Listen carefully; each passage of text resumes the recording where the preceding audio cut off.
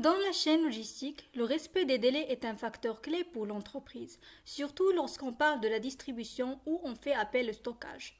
Et dans le stockage, on utilise des engins de manutention. Généralement, il s'agit des gerbeurs électriques et les chariots de manutention.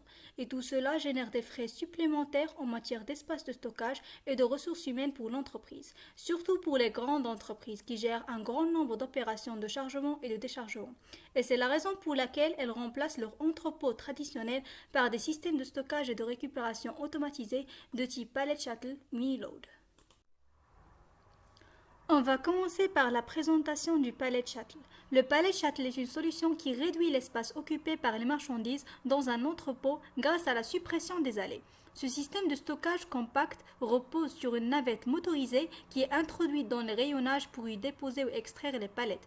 La différence est que le chariot élévateur n'a plus à rentrer dans l'allée. C'est le Pallet Shuttle qui effectue cette manœuvre. Ainsi, la sécurité des opérateurs et la capacité de stockage sont meilleures, tout en permettant de stocker diverses références dans un même espace.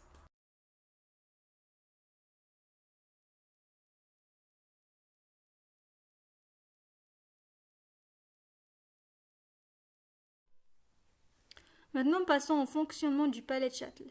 Une navette de transfert dessert les différents canaux de stockage dans lesquels le Pallet Shuttle se déplace. Le système multiplie le nombre de cycles par heure par le nombre de niveaux disponibles dans l'entrepôt. Cette solution déplace plusieurs palettes par heure, ce qui réduit le temps consacré aux entrées et aux sorties de marchandises. Le centre logistique est contrôlé par un logiciel de gestion d'entrepôt qui facilite les flux d'entrée et de sortie de marchandises et d'optimiser l'emplacement de chaque palette et son itinéraire au sein de l'entrepôt. Il existe deux types de pallet shuttle, une automatisée et une autre semi-automatisée. Dans un système semi-automatisé, un opérateur à bord d'un chariot élévateur introduit la navette à l'entrée du canal où il souhaite travailler. La navette élève la palette pour la déposer dans le premier emplacement libre et répète l'opération jusqu'au remplissage du canal. Alors que dans un système automatisé, les chariots élévateurs sont remplacés par des engins de manutention automatiques qui déplacent le pallet shuttle dans les différents canaux du rayonnage. Le système Pallet Shuttle permet à l'entreprise de réduire ses coûts ainsi que son espace de stockage, mais il n'est pas recommandé à tout type d'entrepôt. L'entreprise peut envisager l'automatisation de l'entrepôt uniquement dans les cas suivants. Lorsqu'elle gère un grand nombre de palettes et de mouvements d'entrée et de sortie, dans les chambres de congélation avec des températures qui peuvent descendre jusqu'à moins 30 degrés Celsius, et dans les espaces destinés au stockage temporaire de marchandises. Passons maintenant aux avantages du Pallet Shuttle.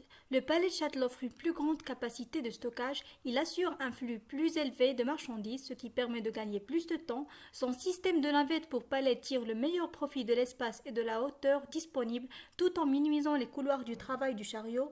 Il offre une souplesse pour le stockage de différents types de palettes et finalement, il est plus sécurisé puisqu'il évite aux transporteurs de se déplacer entre les rayons et permet de réduire le taux des accidents de travail. On passe maintenant à la présentation du système automatisé Mini-Load.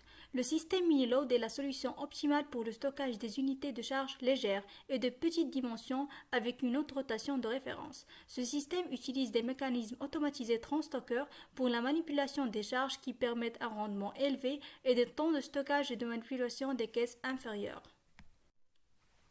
Le mini-load est constitué par deux rayonnages à l'extrémité traversés par un transstocker qui permet le déplacement des caisses. Le mini-load est caractérisé par une hauteur allant jusqu'à 20 mètres et une largeur d'allée de 80 cm. Maintenant, passons au mécanisme du mini-load.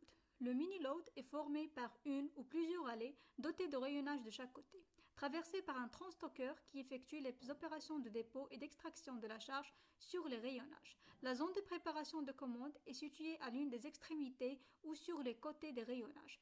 Elle est équipée de convoyeurs sur laquelle les transstockers déposent la charge extraite des rayonnages une fois les opérations de picking effectuées. La caisse ou le plateau sont renvoyés à leur emplacement et tout le système est contrôlé par un système de gestion d'entrepôt. Pour le transstocker, il est chargé de transporter jusqu'au poste de picking le produit pour préparer la commande. L'opérateur n'a pas besoin de se déplacer. Il s'agit d'un système de préparation selon le principe le produit vers l'homme. La préparation des commandes est ainsi réalisée plus rapidement. Le mini-load est un système à haute densité en raison de la réduction des couloirs de travail et de la meilleure utilisation de l'air disponible, aussi bien en superficie qu'en hauteur. Sa fiabilité permet l'inventaire quotidien des produits stockés et minimise les erreurs dans la manipulation des charges.